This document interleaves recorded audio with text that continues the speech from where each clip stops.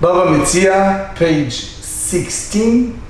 We will start on page 15b, 14 lines from the top of the page. We see all of you in person. Today I'm going to speak to two different cameras, so if you have questions, unlike a regular setup, just send me a chat, text, and hopefully we'll be able to either incorporate or answer your email or other chat in a personal email. We're going to cover many subjects today. We're going to revisit Zuto Shel Yam, the property that left unknown. Zuto Shel Yam by definition means if it left over, it was a storm or any other events that involve with the ocean and someone collected from leftover. It doesn't need to be ocean. Ocean can be any item that it's left over in a sense of total giving up hope and lost by its owner. A good example to that is the Trumat Yesharim. It's one of the early rabbi that present a question. In those days it used to be a paritz, someone in Europe that can be very controlling, vicious individual that tortures the Jewish people. And one of the situations was a man that over-collected taxes and rents and more from the Jewish people, and he passed away. His son changed his attitude and gave a large sum of money to the community, and the question was to whom that money belongs, to those individuals that was collected from, to the community. Is that Zuto Shel Yam, as we said, or something else? We're going to discuss it later. Another question we're going to discuss is something that you see in both the Dayan Weiss, Minchat Yitzchak, and Rav Wojner Zatzal. Both discuss the situation when someone left a will, and the question over understanding between the two generations, such as a case of two brothers. One of them asked from his brother to borrow a very expensive Hanukkah menorah from his brother, and he passed away, and his children have this understanding that he's there while it was actually borrowed from his brother. And that's part of the response based on our study today. But the key point, or the springboard, the beginning of our discussion, is going to be a continuation of the previous daf, which is a situation of Gazlan. Just use name. Let's Reuven. He took a property and sell the ownership to another fellow, Shimon. Shimon didn't realize that Reuven is not even the owner. And Shimon invested a lot of money in that estate. And now another person, let's call him Levi, comes in and he said, I'm the owner. What do you do now in a sense of bringing back the estate? Who owns it now? Two, what do you do with the improvement of the estate? And much more. So let's start. Again, we are 14 lines from 15b. Hekir ba she'eina shelo. So you have here a situation of Gazlan. Literally you can say a robber, but can be a different form of being a thief. Someone who's total dishonest, and he sold an estate to another person, and it recognized that it was not the sellers, which means it's very clear that he knew that it was stolen property. Meaning, in this case, Shimon somehow recognized that it's not really, can't be really Reuven's estate. But anyway, he purchased it.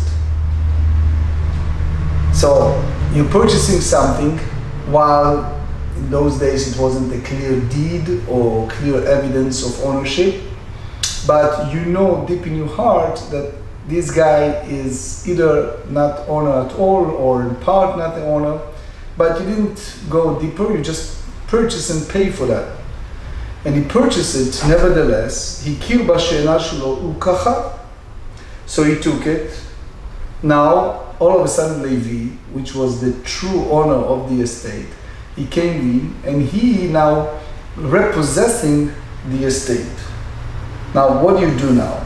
So, we learn this well-known disputation, here it's come out with Rav and Shmuel, that said, in a case like that, especially since Shimon improved the estate, he puts a lot of money, improvement and more. Rav amar ma'ot yesh lo, shvach en lo. Rav said, you receive the hashka'ah, you reimburse, Shimon reimburse for the money that he paid for that field. That's it. All the improvements, no. Doesn't have the right to reimburse for all these enhancement and expenses that involve with enhancement of the possession. Versus Shmuel amar afilu ma'ot en lo. Shmuel said even the basic money that he paid to Reuven, even for that money he paid for the field, he doesn't have that money. He lost his pence, he lost everything. So the Rosh and the Rashba, the early rabbis of the 11th, 12th century, comment on that and said, yet there is concept that's called michzei keribit, appears like an interest. Why? Because when Shimon gave the money to Reuven, he meant to say that he is giving him for mecher, for a sale of an estate. And when it's come to derech mecher, meaning the regular manner of the two partners or two people that do transactions between two people, biblically speaking, the oraita is no such a thing a rebate, interest in that transaction. Since you can argue and you say that Shimon, when we deeply interrogate him, it turns out that he recognized that it's not his. So Rav said, okay, all the improvements he cannot claim over that because he knew deep in his heart that it wasn't his estate. And therefore, in a way, we call it in the rabbinic writing, the Talmudic writings, he gave the money as some type of pikadon, meaning deposit, but he gave him the money here, it was not as making a kinyan, a normal, proper, rabbinic recognized transactions between two parties. So therefore, when the Reuven, the dishonest, you can call him even robber, that sold him the estate, he basically gives him back the money that he borrowed from him. And if he adds more money, in our case is for all the improvements of the estate, that michzei keribit, it's ostensibly, apparently appears like he is paying him an interest in addition to the money that he invests with the property that he even recognized that is not his. Versus Shmuel, as we said, hold, he has nothing. Afilu ma'ot en lo. He does not have the right to be reimbursed even for the money that he paid for the field, because he knew deep that the sale was not valid. Let's go deeper and understand this disputation between Rav and Shmuel. Rav סבר, אדם יודע שקרקע אין לו, וגמר ונתן לשום פיקדון. Rav said, look, a person knows deeply that the sale was totally invalid, okay? And he doesn't have the right of the land. Meaning, Shimon knew deeply that Reuven is selling a estate that it's not in his ownership. So therefore, Why all of a sudden he putting money there? Because the Gamal, and he resolved this in his heart to do what? That he's giving it leshum pikadon, for the purpose of depositing money. Depositing money? So you deposit money over something, you want your money back. That's fine, and therefore you can go after the robber, take him to the Beit Din, and the Beit Din can enforce him to return the money. Meaning, the Ritva, the Rosh, the Rashba, many early rabbis said that it's not necessarily under the category of pikadon, of deposit. It can be just a different form of loan that that Shimon allows Reuven to use his money, and in a sense, Shimon now dwell in an estate that Reuven gave him, and the moment that Shimon somehow will force out of the land, or whatever it is, any circumstance, he just needs to get his money back. So in that sense, you categorize it as a lender and not as someone who gives someone else a money as a deposit. But be as it may, that's the view of Rav. So the Gemara asks, if that's the case, v'neima lei l'shum pikadon. So Shimon should say to Reuven, to the robber, listen, I'm giving you this money as what? As a deposit. So he said it clearly. He doesn't express that is deposit. He just said, okay, Reuven, you sell me this estate, I'm buying it, and here's the money. So since it wasn't specified, Savar lo mekabel. So the idea is that the purchaser, Shimon, have in his mind that the seller will not accept it as a deposit. Meaning, have situations that people ask other people, can I have you hold this money for me for some times? Not always people willing to do that. So in that sense, Shimon figured out this way, Reuven will hold my money. So he gave him in this fashion, so he will hold it for him in an intern. He figured out he didn't want to, you know, when you put money in a regular bank, they don't mind how long you keep it in a regular checking account, and they keep it for you. But if you go to another person and ask him or her to hold your money, many times people said, we don't want to do that, right? So this way, from the back door, Shimon convinced Reuven to take his deposit.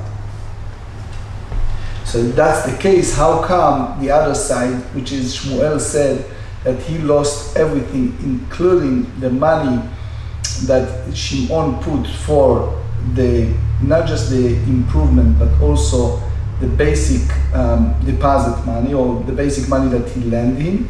ושמואל סבר, אדם יודע שקרקע אין לו, וגמר ונתן לשום מתנה. Shmuel said, look, Shimon knew deep in his heart that Reuven is not the owner of that estate. So therefore, he wanted to give his money, Shimon wants to give Reuven the money as a gift. Why? Can be many reasons.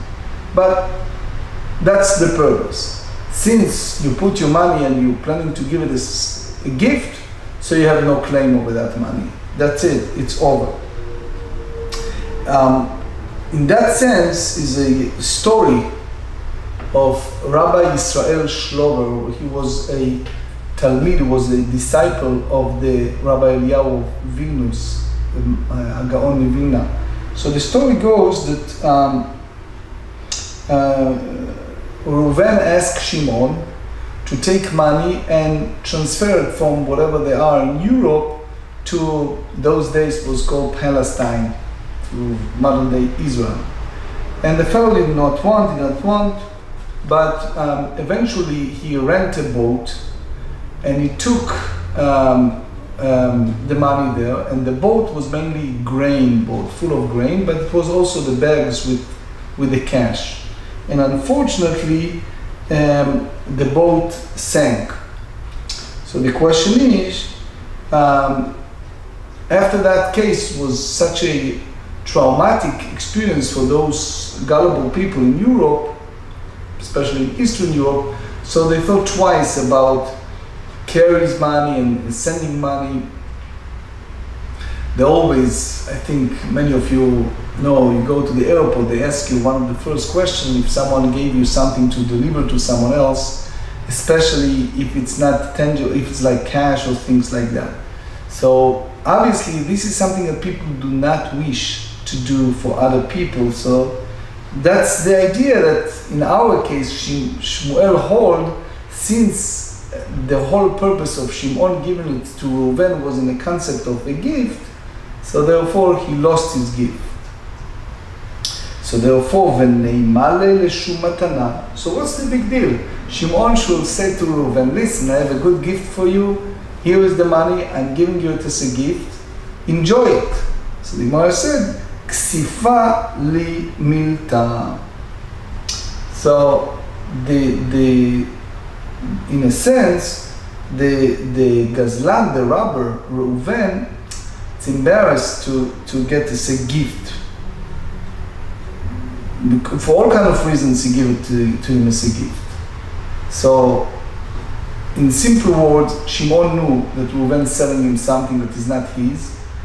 He gave, for all kind of reasons, the money to Reuven with the mindset that it's kind of a gift, and therefore, whatever happened to that estate, Shimon cannot claim anything, neither to the improvement nor for the basic money he gave Reuven, because it was in the concept of a gift. And the fact that it was an embarrassment, ksifale milta, the matter was embarrassing for the seller, so the purchaser used this ploy in order to give him a gift. But that's all. So giving gift, you cannot claim it back. So the more challenge and ask, v'ha pligei bei chada zimna. We see in this about the same machloket, the same disputation between Rav and Shmuel in a different locations, which is if a person gives, let's say, David and Shmuel. David gave Shmuel amount of money, and he knew that Shmuel is not entitled to receive that money, and the mindset it's either as a deposit or as a gift. The Itmar, where do we learn that? This go to a Tractate Kiddushin, page 46b, Hamkadesh et Achoto.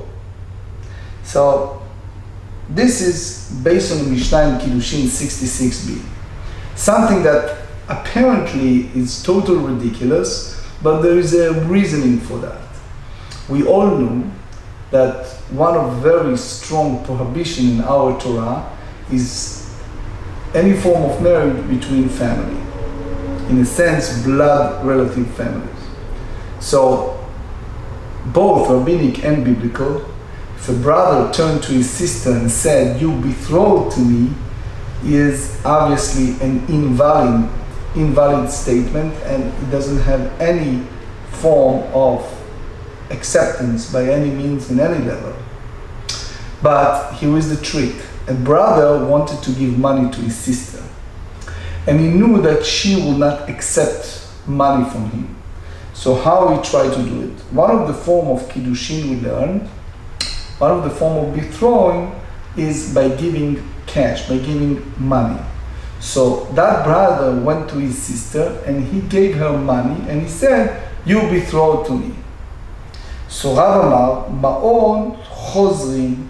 So Rav said, since the whole thing is fake, is phony, is impossible, so therefore the money is like a deposit, and therefore he, meaning the brother, entitled to have that money back. It's a deposit, because it's clear that that cannot be done a form of betrothal.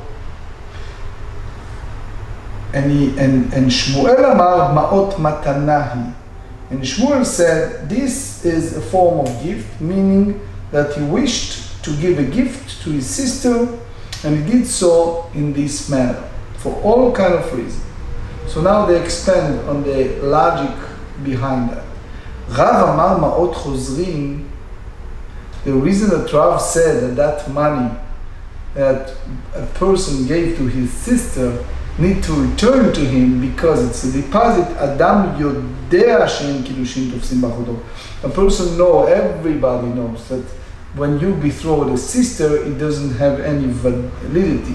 So he understood that that money cannot be L'Shem Kiddushin for the purpose of marrying the sister. So the whole goal was a deposit money, and therefore he needs to have it back. It was money that was given in that mindset. וגמר ונתן לשום פיקדון. Obviously, when you use the word kiddushin, when you use the word betroth, en chalot, is no any validity. So therefore, it's only a deposit. So therefore, you cannot ask v'neima la l'shum pikadon. If that's the goal, the brother should say clearly in advance to his sister, I am giving you this amount of money as a deposit.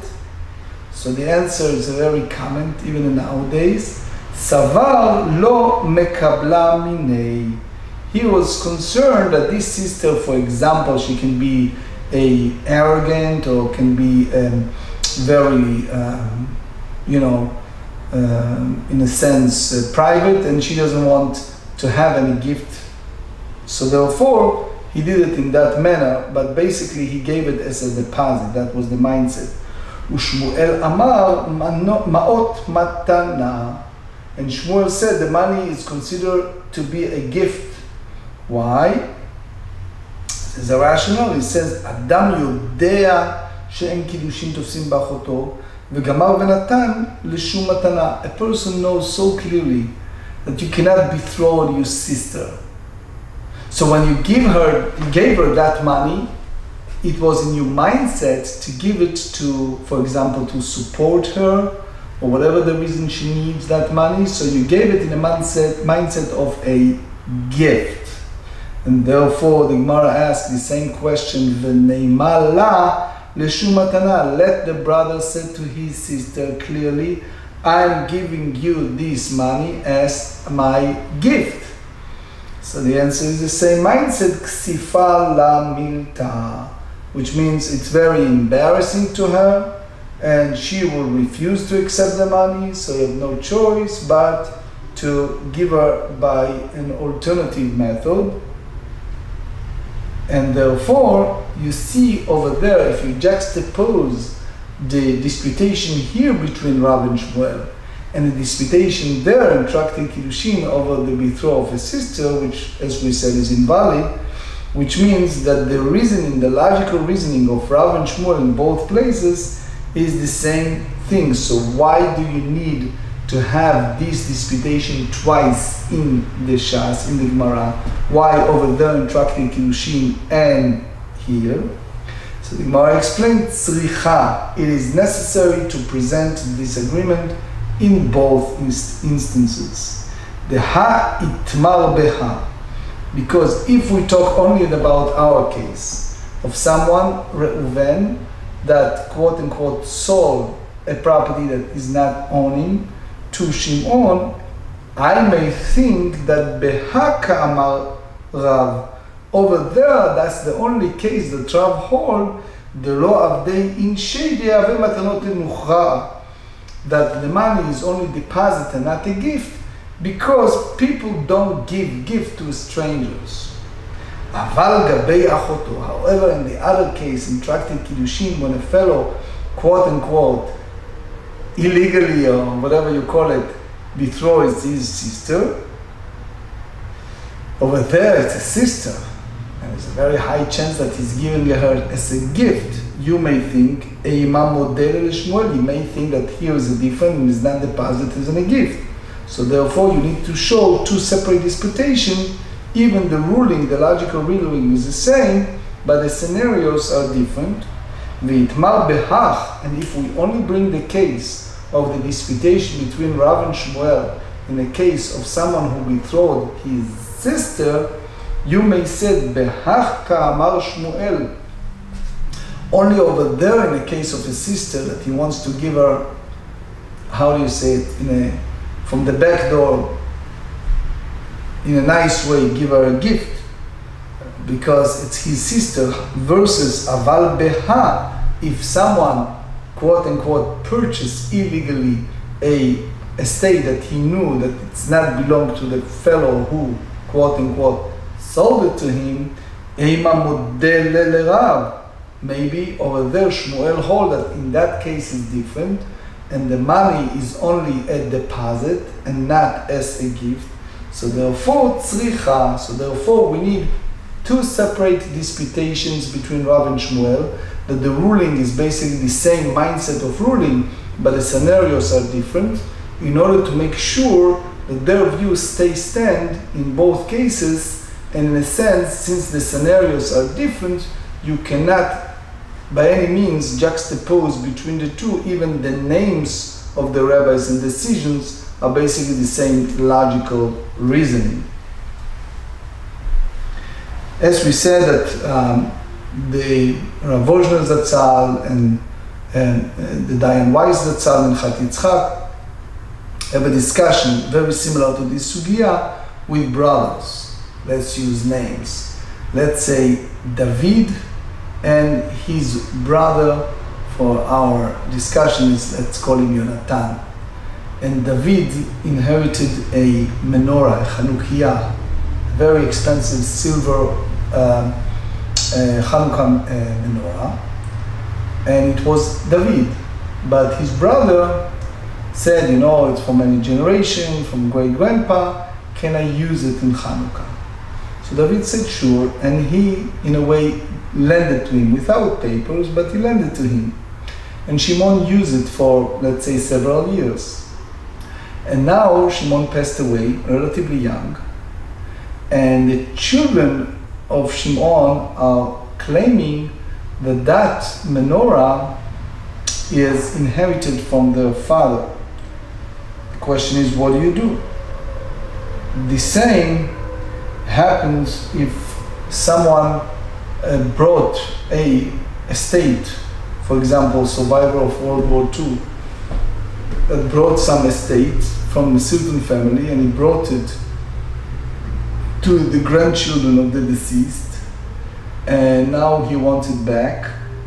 The question is that considered belong to whom? And that's called lehotzili muchzak, and there is a response from those Rav Ozhner and Rav Weiss over those questions based on our sugya. So the Gemara asks, Bein lerav de amar pikadon, bein lishmuel de amar matana. Rashi here said, klomar heiche matzina lomar ta'ama de Rav. You know, I'm very much with Rashi, klomar. The issue here, how do you go to the bottom of the page? How do you know the absolute truth, what transpired here? So if you go, the Rav, Bein Rav, even according to the Rav that said that it was a deposit, Bein Shmuel da Amar Matana, and according to Shmuel that said it is as a gift, since you tell me in the first place, and that's what Rashi tried to explain here, that Shimon knows clearly that Reuven selling it an estate that he's not owning it. So therefore, Haile Ar'a b'mai kanachit u'feirot heichei achil. So exactly what justification does he take a possession of the land, and how he justly consuming its products? He knows that it's not his. Shimon knows that he cannot walk on this, and he knows that he cannot do any improvement. So it has to be alternative motive that he involved with this. And therefore, Savar, he mistakenly thinking, Ana eichot le'ar'a, ve'eved ve'echol begavei. Guess what he thought? That I'm going and take possession of the land, and I'm going to walk on its produce. Ki heichei dahava. So therefore, as a result, ka'avid ihu. So I'll do it as the seller will have done. Which means I'm not doing any damage to the owner by doing it in the meanwhile. He's not losing anything that he may lose before that. Which means he may thought, the Ritva explains, that the owner, Levi, will never come up to use his estate, and therefore, if he comes, that money will be either deposit or a gift. Now, lechi atei marei de'ara, when the owner of the estate will come and collect his field for me, Shimon said, Zuzai nehevu, I'll have my money. Lerav de'amar pikadon, pikadon.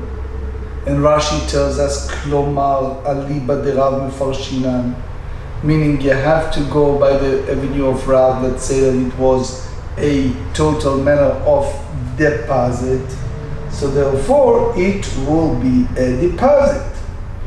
Lishmuel de'amar matana. According to Shmuel, that he hold that the money was giving us a gift, so therefore, matana, so it will be as a gift. I remember one of my closest friends, may he rest in peace, I can give a name, came to marry Mציעא. He made Aliyah once, and he purchased an apartment, actually not apartment, a house in Givat Ze'ev in Yerushalayim. It was in constructions and about to finish, and his plan changed. He wanted to make Aliyah and move to Israel, but something that happens, unfortunately, to some people, they get there for all different reasons, from enculturation to family or other issues, came back to United States. The builder finished building the estate, and unfortunately, when I came there just once to check it, all of a sudden I noticed that one of the local builders using electricity that is his, another neighbor using his water, meaning they put the pipeline with his estate and they use it, and then he gets all these bills and he's not even occupied his estate. So obviously I tried at that time to help him a lot. This go back many years ago, about 25 years ago or so. But I remember one of the claims that the builder, the other builder, and the neighbor tried to say, they said, look, we figure out that fellow was so nice to everybody and he's wealthy from America, you know, people think that way. So either they think, oh, he doesn't mind, he give us as a gift, he give us as a deposit, if he come and he said he wants the money, we'll give him back whatever you see what I'm saying? So the key is, unfortunately, there are people in our world like that do all kind of things without asking, without any assumptions and more. It's famous teshuva, famous responsa from the Minchat Yitzchak, again, the late Dayan Weiss, which I have the privilege to have a beautiful Kamma to one of my books. He asked the question of transpassing. You have, especially in Israel, they have a lot of residential building, and people transpass between several buildings, and in between they're using electricity, they're using other things, and if the people, the tenants of that building did not approve it, so it's the issue of using, for example, electricity or transpassing without paying them that expense. So it's based on this sugya, the whole idea of mindset, that people do not ask other people. The best case scenario is just to ask, but when people do not ask other people and have the assumptions that it's okay, the fellow gave me a gift, the fellow, if he come after me, I'll pay him back. So either the deposit mindset or the gift mindset, which is all up in the air. Anyway, here Rava rules, Amar Rava Hilcheta, here we derive, when someone's selling an estate to his fellow, and it turns out that it's not his, that if there is an improvement in the estate, and now, based on what we learned in the previous daf, yesh lo ma'ot v'yesh lo shevach. So over there, the Rav hold that he has both. He had the money and he had the improvement. ואף על פי שלא פירש לו את השבח. That even if he's not explicitly said that he obligates himself to compensate him for the enhancement. So there is a discussion among the poskim. When you have an estate, but it's unclaimed estate, you don't know who inherited it, and you're searching, especially post-Teshuvot, post-World War II, when it was a lot of different estates for unknown, maybe survivors, descendants of the deceased. So if you have that estate, can you invest that money or use it for the purpose of tzedakah? Because when it's all said and done, the question is not really yours. So Rabbi Yitzchak Elchanan, one of the great poskim, in one of his tshuvot, asked why it's not considering mechzei keribit, because in our case all the money comes to the gazlan, to the robber, in the manner of dishonesty. So therefore you can claim that there is an interest over that loan, but not more. Anyways, the famous tshuva of Rabbi Yitzchak Elchanan on this. Furthermore, Rava rules, Hikir ba she'ina shelo ulkacha, said that even he recognized that he is not his, and he take it anyway, and meanwhile he enhance the estate, and Levi comes in and take it from him. Now, ma'ot yesh lo shevach en lo, so he rules the same as Rav, that the money, the basic money he has, but not the enhancement.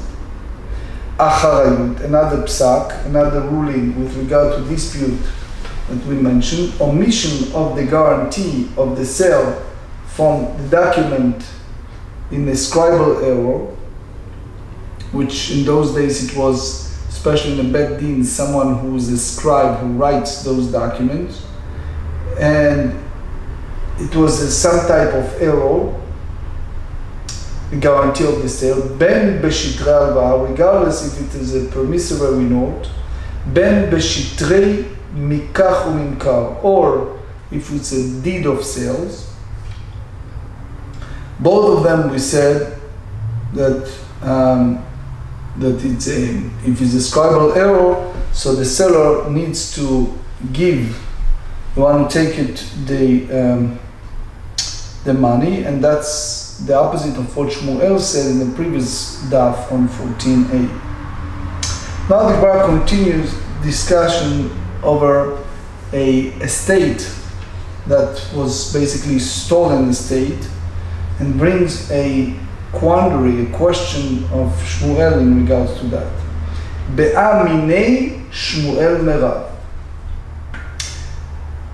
Chazar u'kacha mibalim harishonim. You have a robber or another of a field and sold it, and then purchased it from the original owner. Unfortunately, there are people like that. Reuven went ahead and he sold to Shimon an estate, and then he ran back to Levi, who is the original owner, and paid him for that estate. So now the question is, Tosfot said that he doesn't know that that estate was stolen. So if he takes the estate from him, he needs to pay him back the money. The question is, what about the land itself? So Tosfot said that it's his. אמר לי, מה מכר לו ראשון לשני? כל זכות שתבוא לידו. What exactly he sold to the second person, the purchaser? He sold him any rights to the field that you will come into his possession. which means the right that the robber has now acquired are transferred to the purchaser. So, my Kamma, what's the rationale? It reminds me of a joke. It's a joke about a fellow, said it in old Europe, a fellow traveling on a train, and all of a sudden he lost his wallet. And he saw another fellow had the wallet. So he came, and the fellow brought him back the wallet, and he was very much thankful for him. And then he turns around, he napped a little bit, and he saw again that fellow carry his wallet. So he said to him, how come you have it now? So he said, look, first time I need to fulfill the mitzvah of Hashavat Aveda, so I returned the lost item, that's a mitzvah. But my income, my parnasa is gneiva, that's the fellow. There are people like that. So therefore, sometimes there is a situation that people don't like when they call him robber, when they call him thieves, bother them. My Kamma, marzut rama, nichaled lo nikri gazlana. There are people who doesn't want, even they don't want people out there to call them thief, to call them a robber. So they want the purchaser to call him robber when the original owner demands that he return the field. That's the reason why he did it. Rav Ashi said it's preferable to him to maintain his reliability, which means he wants to be called by other people as a honest individual. The Rishonim have a discussion, if you tell me here, Zachin le'adam shelo befanav or not. Anyway, my benayu, what is the practical difference between the two views? Between Mar Zutra and Rav Ashi? Ika benayu demit lokeach. The difference is when you have the one who purchased the field passed away. After the robber came and took it from the original owner. That's the way Rashi explained. So now the robber came in and he took it from the children of the Lokeach. Tosfot said that the Lokeach passed away and then the robber purchased it from the one who's been robbed. Anyway, Leman de Amal, according to the one who says that the robber brought it because it's preferable for him not to be called a robber, according to Mar Zutra that said that the reason is the Nichaled lo nikre gazlana, the Rabbeinu Asher explained that he doesn't want to mafsid his sky, he doesn't want to lose his credibility or his business. Page 16a, if that's the case, ha-mit lei, which means if the one who purchased is already no longer among the living, so therefore we are not concerned that people put a shame on him and call him a robber and call him names, and the owner is not present to call this seller all kind of names like a robber. So therefore we assume that he did not intend to retroactively validate the sale. It's only during his lifetime, not after his passing. However, according to Rav Ashi, Ela uman de amar, according to Rav Ashi that said that the reason is because Nichalei de leikum behemanute. We assume that the Rav Ashi said that he brought the land because he prefer to maintain his the reliability, which means he wants to be reliable, to be called and whatever you call it, an honest person by others. So therefore, bahadei bnei nami nichale deleikum behemanute. So also, when it's come to the purchaser, we assume that it's much preferable for him to maintain his good reputation. It's called ne'eman, and therefore we assume that in his mind is to take this field also in the hand of the future generation, of the sons of the purchaser.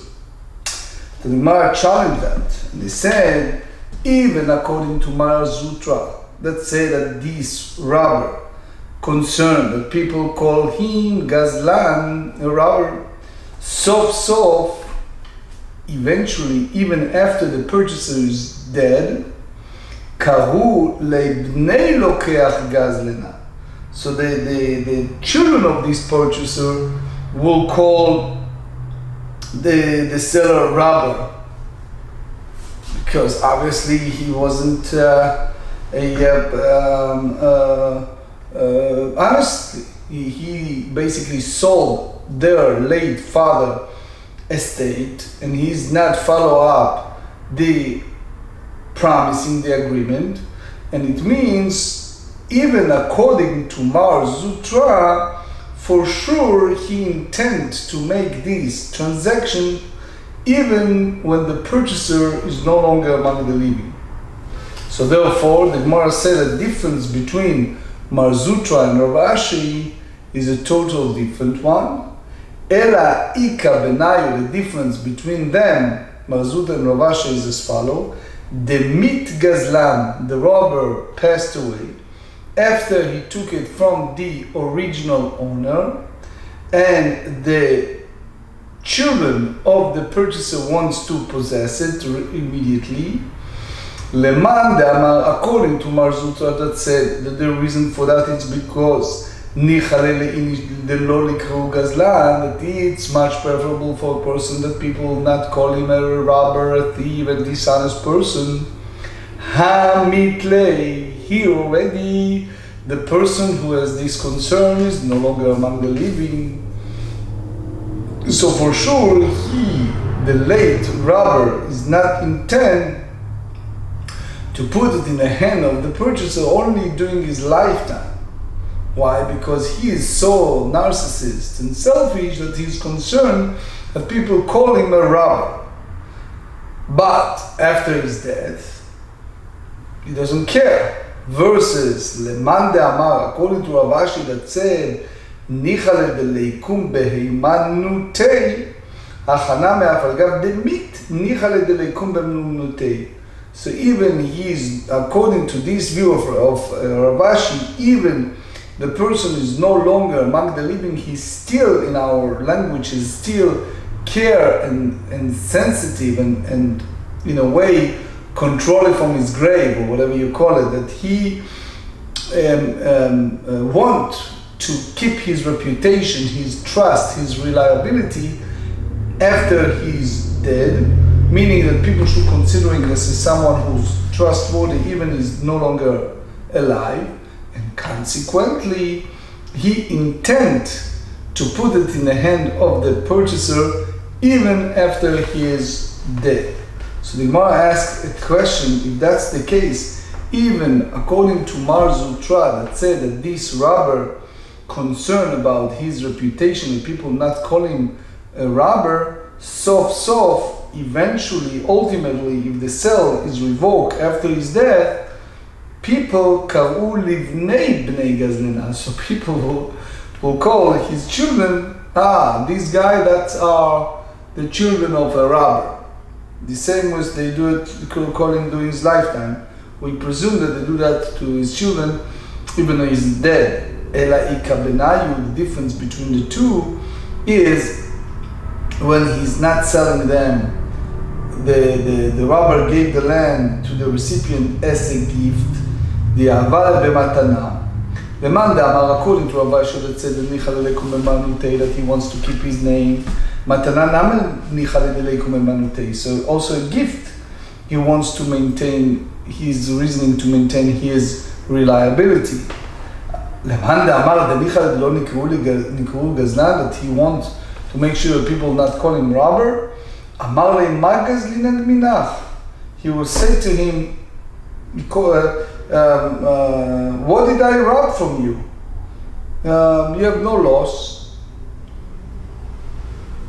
So we said in the Hagdama, in the introduction, it was among the Kadmonim, the early rabbis, it was a name of a book called Trumat Meisharim, was the early sage in Eastern Europe.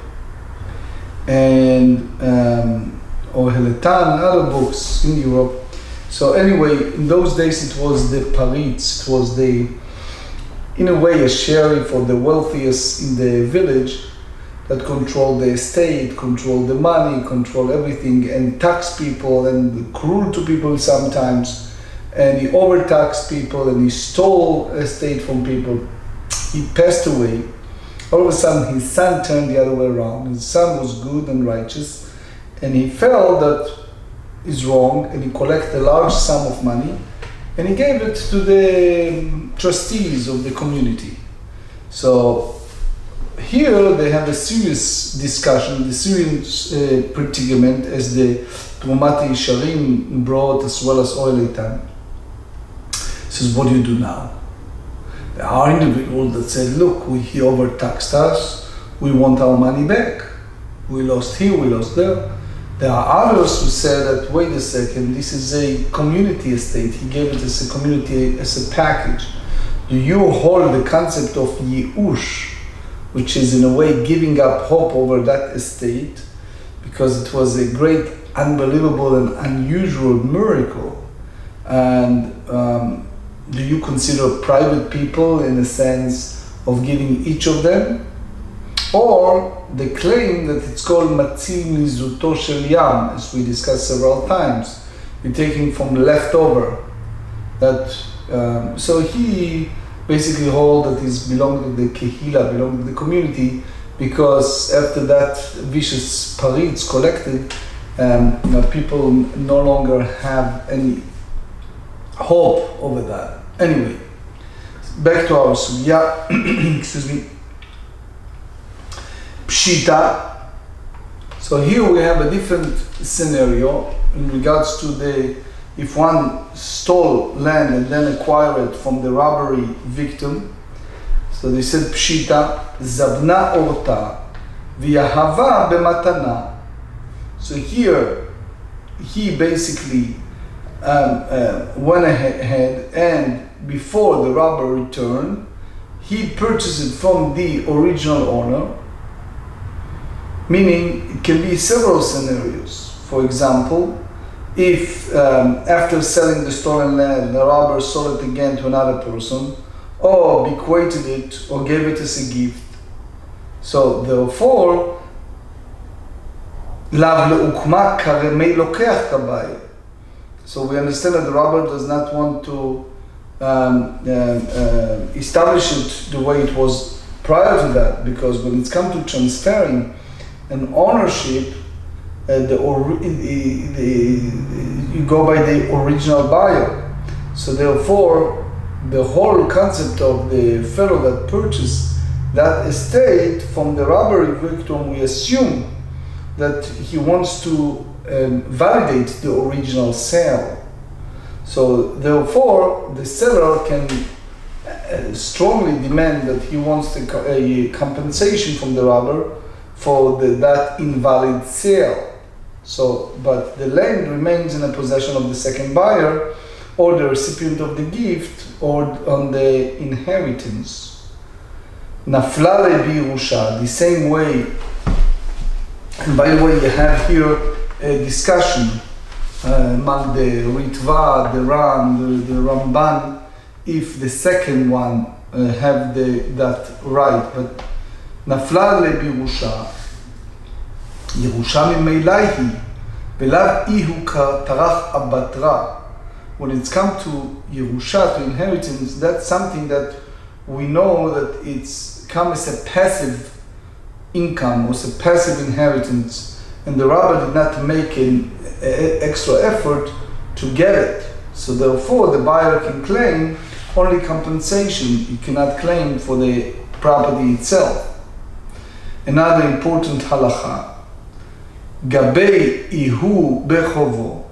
If you have a situation that the robber collected the estate and that he has sold as payment for a debt owed to him, by the robbery victim.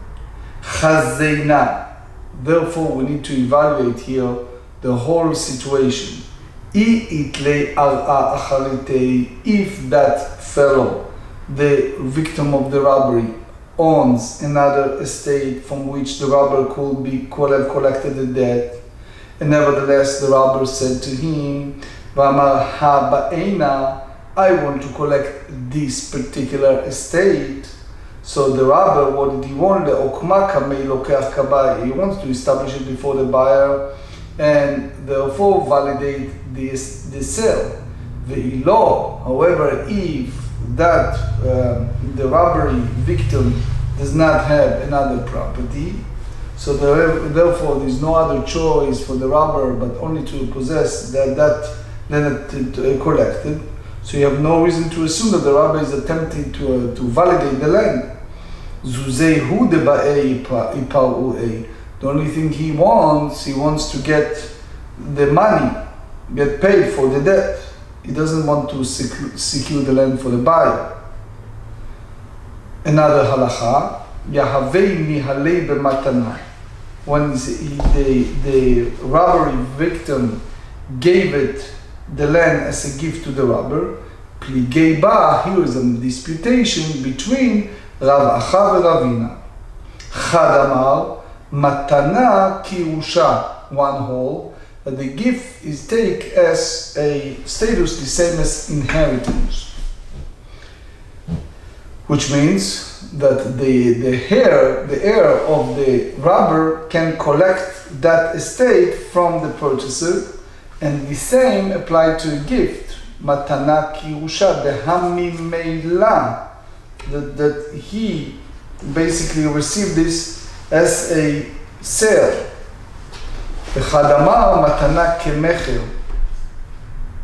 And one said that it's considering the giving it to him as a gift. So what we understand, that if he didn't ingratiate himself with the owner, he will not have given it to him as a gift. So therefore, so that's the reason why he make an arduous effort to ingratiate himself to the owner. Because he wanted to validate the sale and thereby maintain his reliability. Now, Tosfot here comment to that, but the Gemara continued to discuss this halakha. But if you return back and purchase from the original owner, so the lokeach zoche.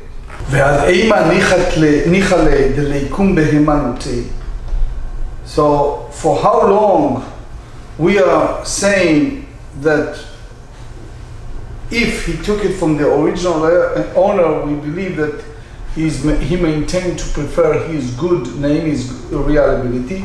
Now you see three Amoraim's opinion, three view of Machloket Amoraim.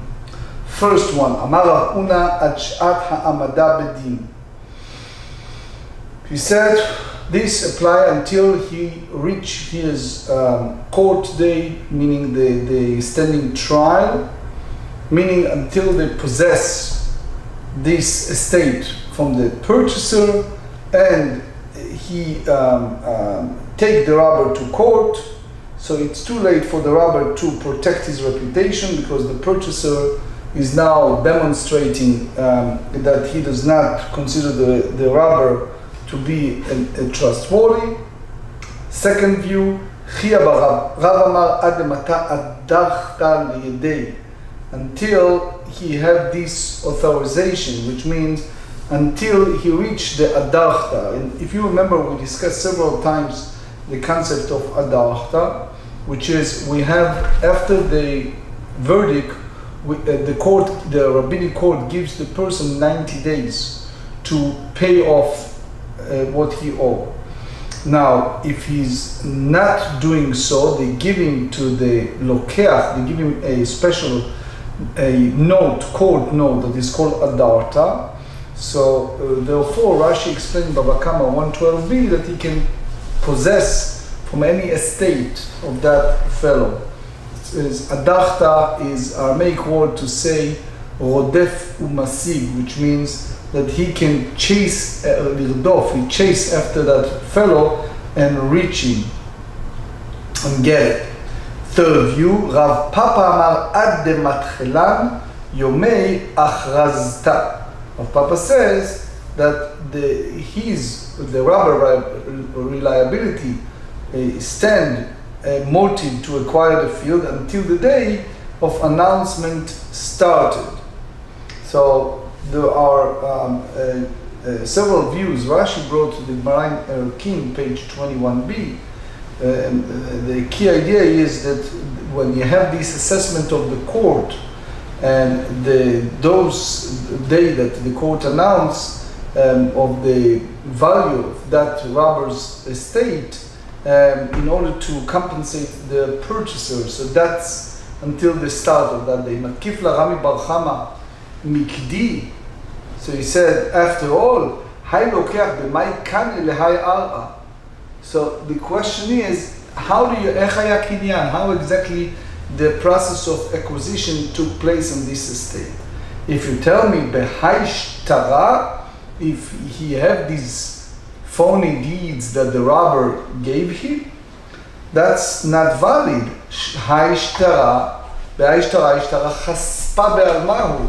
This document, it's nothing. It's like a shard. It doesn't have any values because the robber is not on the estate, so it doesn't carry anything.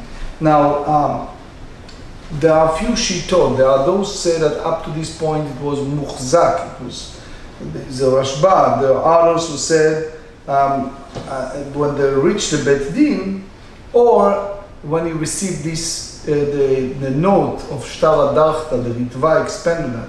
Rava explained or respond, Amar le Rava to Rabbi Bar Chama, Tehen b'ma'amino, which means that word of Rav, Rashi explained to us, the Rav statement, it's basically applying to a case where the buyer said to the robber, he trusts him to resolve the legal status. By virtue of that satisfaction that the robber received from the buyer not having said anything to him to question his rights to the land. So here you have different views between Ritva, Rashba, Ran, and Tosfot, what exactly it means. Tosfot on the previous page, 15b, Dibur Matchil Chazar Kacha, expand on that. But anyway, Be'ahu Ana'ad Eloka Amar La'emide, by having said anything to him to question the right of land, but having relied on him, the robber therefore takes the trouble to bring him the opportunity to purchase the land. So therefore resolved transferred the land ownership to that fellow. Ktsot HaChoshen have a big mahalach based on this sugya in conjunction to the sugya of Zachin le'adam shelo befanav. What type of kinyan, the act of possession, he used here. So Rav Sheshet challenged Rava Teirutz from the following Braita. Mativ Rav Sheshet, if someone said to his fellow, Ma she'irash me'aba machur lecha, whatever I inherit from my father is hereby sold to you. Ma or ma she'ta'ale metzudati, I'm going to use my net and I'm going to hunt for certain animals, etc., birds, and whatever I collect in my net, machur lecha, that's going in a way retroactively, it's sold to you, lo amar klum, he said absolutely nothing, because a person cannot have kabbalat kinyan, make of possession, for something that he is not yet possessed for himself. Versus if someone said to his fellow, Mashirash min abba hayom machur lecha, if he said, that which I will inherit from my father today is hereby sold to you. The same way, if he said, מה שתעלה מצודתי היום, מכרו לך דבריי קיימים. So there is Tosfot and others discuss the whole idea of when a person can do this type of מקנה דבר שלא בא לעולם. It's a well-known story about the head rabbi of Vienna in Austria. During World War II, people dying to have etrog, like the Arbaat Haminim, the four species, the etrog and lulav. Was one merchant who brought etrog and he sold it for like super overpriced. But people are desperate, as in a community, they purchased from him. And just when it's come to the eve of Erev Yom Tov, all of a sudden another merchant came with several etrogim, which much less price. And the question is that mekach ta'ut or not? They try to bring a malach based on the Kamma and Ketubot that we study. When you have a boat that carry a grain, chita sheba'a ba'oniya, if that, considering something that caused the annulment of the sale, and the head rabbi at that time of Vienna said no, the deal was takef, is fair and correct, and that's it, it will be sold. Anyway, Rabbi Bar Chama praised that question. He said, Rabbi Bar Chama ha'gava v'ha'tyuvta, which means that this is a great person, and this is the refutation is compelling. And you tell me about the great man, you tell me about Rav Sheshet, I agree wholeheartedly with you that he's absolutely the greatest. But as far as the asking a refutation question, I don't see it, because you have to differentiate between the scenarios here. Hacha samcha da'atei, v'hacha lo samcha da'atei. Here, in the case of validation of the seller, so the purchasers rely on the seller to go take the trouble and provide him with the land so that he will not call a robber. Versus the other one, and there, why? Because they said, he doesn't want to be called robber. When you have a cell that he inherited or whatever he have a tzeidah, whatever he hunted, it's a different story. Why? They said, lo samcha da'atei. We do not fully rely on the seller because we are ambiguous, we are total uncertain whether the seller will actually inherit the father's estate or not. So now the Gemara adds and tells us a story related to that, which is Shalchu lekamei de Rabbi Abba bar Zabda. So that question, that objection of Rav Sheshet, they sent to great Rabbi Abba bar Zabda in order to see as ingenious rabbi to see how he will respond to that. Amar lehu, Rabbi Abba bar Zabda responded to them and said, this question, zu ena tzricha lifnim. It's kind of expression that should not be inside the Beit HaMidrash, should not enter the study hall, because this kind of, no one can respond. So Rashi, you have several explanations. That's the first one. There are those Tshuvat HaGoyim just said the opposite, that it was a kind of a derogatory statement, that it's not a question, you should not bring it in. But anyway, Amarava zu tzricha lifnim velifnei fnim. So in a sense, you can go and say that this objection needs to be brought inside the study hall and inside the innermost of the area of the study hall. So it should be examined carefully because it's not compelling. Anyway, hacha samcha da'atei v'hara lo samcha da'atei. So there, the case of the Braita, the purchaser does not fully rely on the seller, vice versa, the other one. Hava uvda bepum pedita.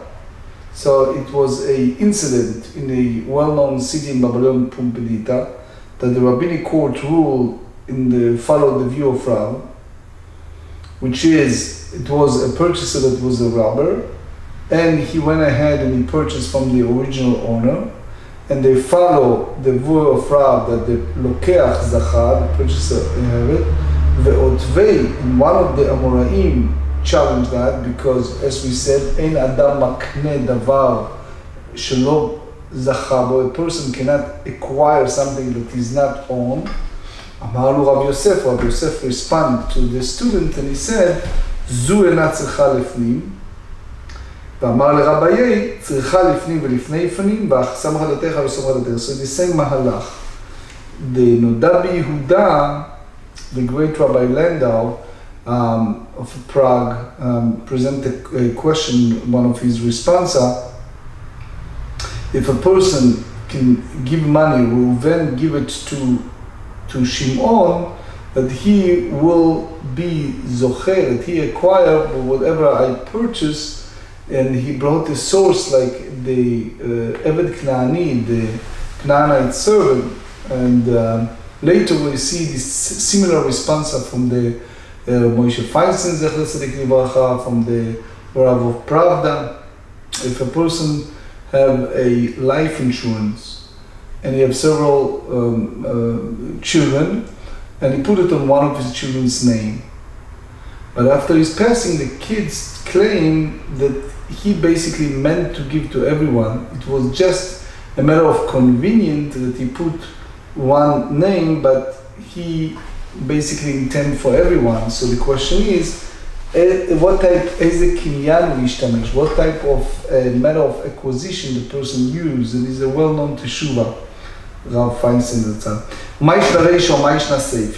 So what is the difference in the first clause where the sale is not valid, or the last one where the seller is valid? So in both cases, the seller does not yet own the merchandise.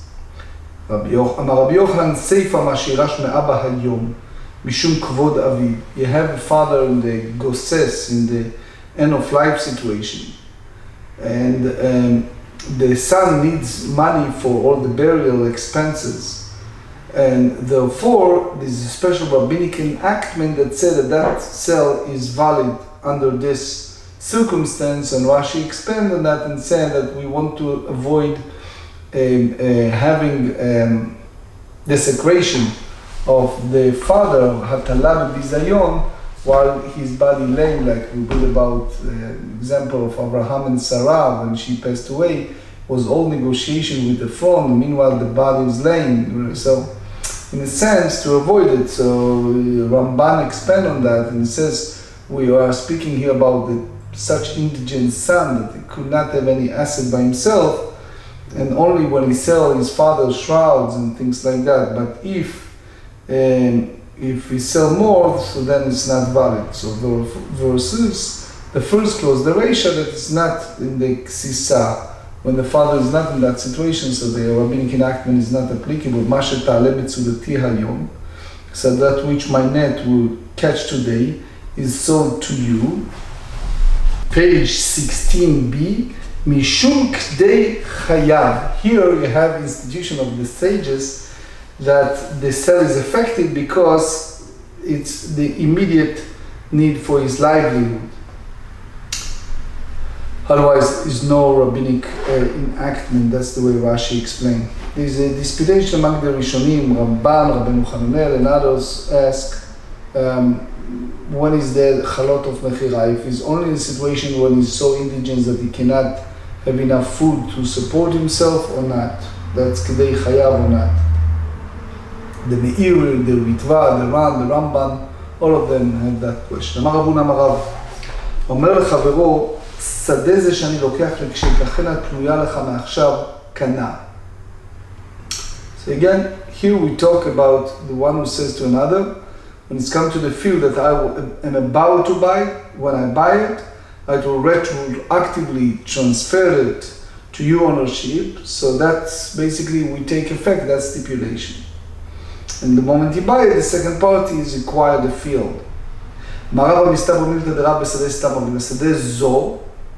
When we have a very specific field, it's not. Why who's to say that the correct owner will still sell it to him? So the Gemara said, but Elohim, it's like Lashon Shvuah, it's like an oath. רב כמן אמרה לשמנתי, כי רבי מאיר אמר, אדם מקנה דבר שלו בעולם. That's the well-known מחלוקת that we discussed many times.